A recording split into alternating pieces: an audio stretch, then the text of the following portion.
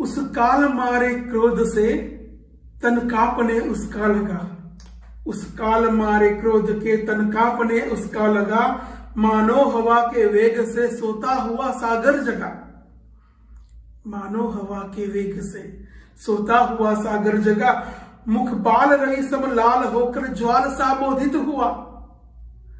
मुख बाल रवि सम लाल होकर ज्वाल सा बोधित हुआ। प्रलयार्थ उनके मिस वहां क्या काल ही क्रोधित हुआ। क्या काल ही क्रोधित हुआ।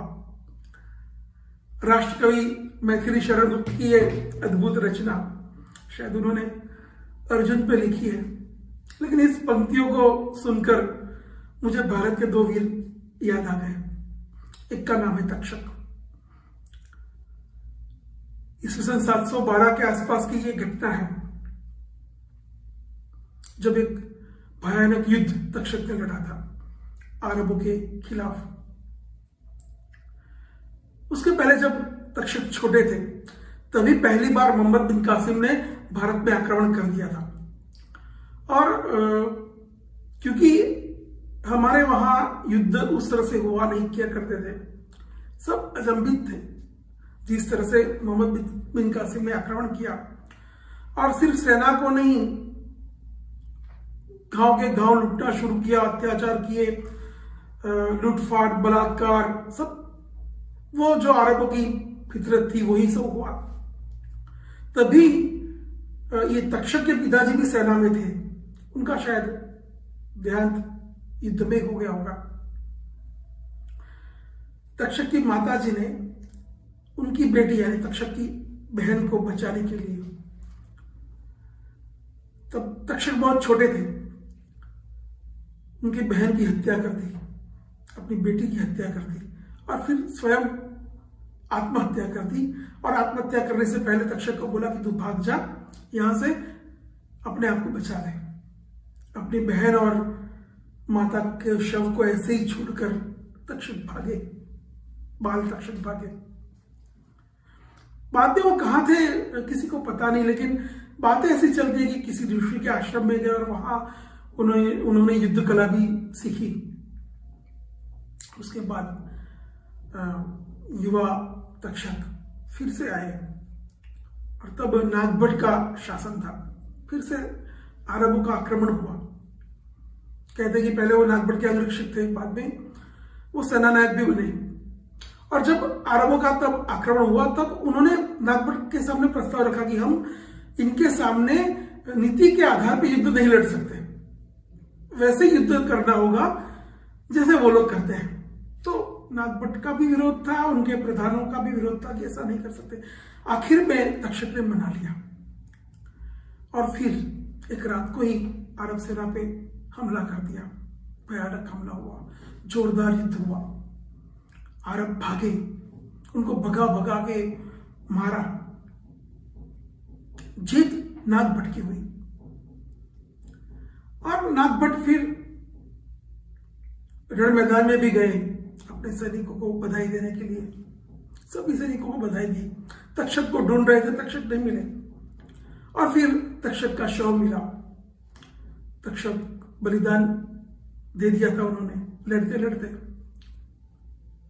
लेकिन इस युद्ध के परिणाम बहुत समय तक अरबों का आक्रमण भारत पर नहीं हुआ।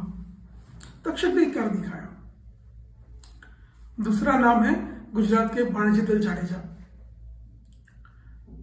वो समय था अकबर का, 1576 की बात है।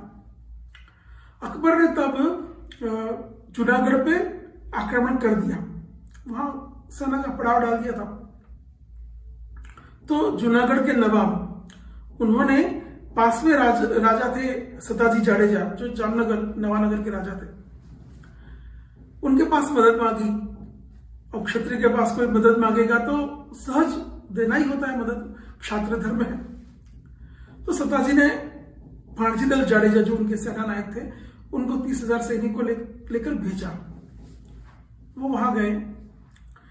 जब तक बाणजी दल जाडेजा जूनागढ़ पहुंचते तब तक नवाब जूनागढ़ का और अकबर वो दोनों में शायद कोई समझौता हो गया था, पता नहीं, लेकिन नवाब ने युद्ध करने से मना कर दिया कि मुझे युद्ध नहीं करना है।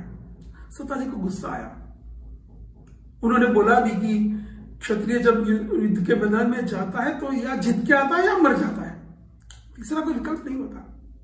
और फिर उनको लगा भी कि अगर यहां उसने संधि कर ली है, समझौता कर लिया, तो बाद में वो नवानगर यानी जामनगर पे हमला करने वाला है।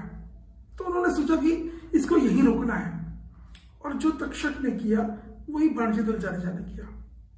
वहां मझेवाड़ी करके गांव है जूनागढ़ के पास में, आज भी जूनागढ़ के एक गेट का नाम भी मझेवाड़ी गेट ऐसा है।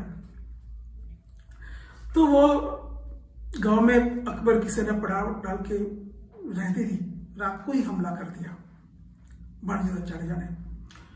भयानक युद्ध हुआ, मुगलों को भगा भगा कर मारा जैसे अरबों को तक्षक ने मारा था।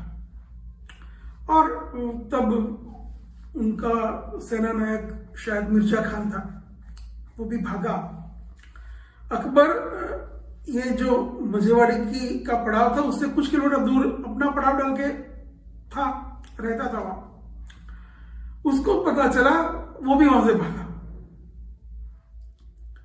लगभग 52 हाथी और 3530 पालकियां मुगल सेना से ये छीन कर ले आए बाणजीदल जाडेजा, भगाया अकबर को।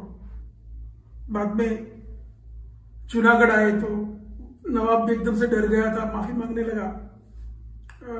बाणजीदल जाडेजा ने उसको कुछ नुकसान तो नहीं पहुंचाया, लेकिन इस युद्ध को याद रहे, युद्ध याद रहे। और नवाब को भी सबक मिले, इसलिए नवाब के किले का एक दरवाजा उखाड़कर वो जामनगर ले आए। आज भी खंभालिया का दरवाजा इस नाम से वहां प्रस्थापित है जामनगर में। पता नहीं जामनगर के लोग भी बाणजीदल जाडेजा के बारे में कितना जानते होंगे। हमारे भारत माता ने ऐसे अनेक सपूतों को जन्म दिया है जिनके बारे में हम नहीं जानते, जानना चाहिए, क्योंकि उन्होंने जो किया उसकी वजह से आज हम अपनी संस्कृति, परंपरा, धर्म, उन सब के साथ हम जी रहे हैं। शायद वो अपना बलिदान नहीं देते, शायद वो अपना शौर्य नहीं दिखाते, तो आज परिस्थिति कुछ और भी होती। ऐसे महापुरुषों को हमेशा वंदन। बस ये पंक्तियां जब पढ़ी, 2 नाम याद आ गए, 2 नाम लेकर आपके पास आ गया। आशा है आपको बातें अच्छी लगेगी। तक्षक के बारे में आप और जानिए, बाणजीदल जाडेजा के बारे में भी और जानिए। बहुत सारा इतिहास जो हमारा है वो अभी भी अधूरा है, लोगों के सामने नहीं आया। बहुत सारी कड़ियां जोड़ना बाकी है। मुझे लगता है ये काम भी किसी ना किसी को तो करना ही है। बस इतनी बात कह के मेरी बात समाप्त करता हूँ। नमस्ते, फिर मिलेंगे।